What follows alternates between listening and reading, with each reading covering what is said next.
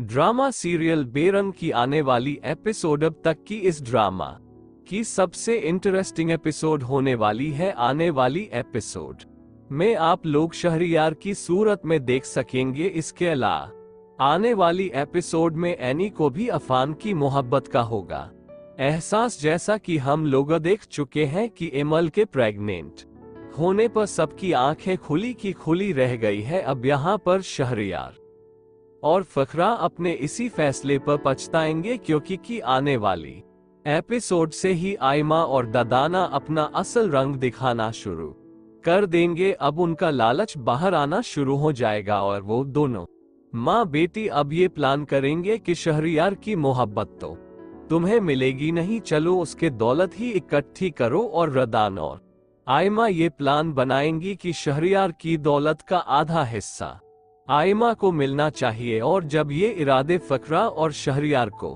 पता चलेंगे तो वो अपने इस फैसले पर पछताएंगे। लेकिन यहाँ पर मैं आप लोगों को बताता चलूं कि एमल यह घर छोड़कर चली जाएगी, चाहे अब शहरयार एमल के पास आए या उस पर अपनी मोहब्बत निशा करे। लेकिन एमल अब उसकी नहीं सुनेगी, वो अपने घर वापस चले जा। आप लोग मोहब्बत निशा करे, लेकिन एमल अब उसकी नहीं सुनेगी, वो अपने घर वापस चले जा। आप लोग देखोगे कि फखरा ने एनी के साथ तो पहले ही बिगाड़ कर रखी है और एमल ये घर छोड़कर वैसे चली जाएगी। अब ये माँ बेटी दर्दा और आयमा मिलकर फखरा और शहरयार का बहुत बुरा हाल करने वाली है। नाजरीन, शहरयार ने एमा से शादी तो कर ली है, लेकिन अब उसे अंदाजा होगा कि शादी आखिर होती क्या चीज है, क्योंकि शहरयार दो बीवियों के दरमियान पिसकर रह जाएगा, जबकि रोज बरोज एमा की बदतमीजी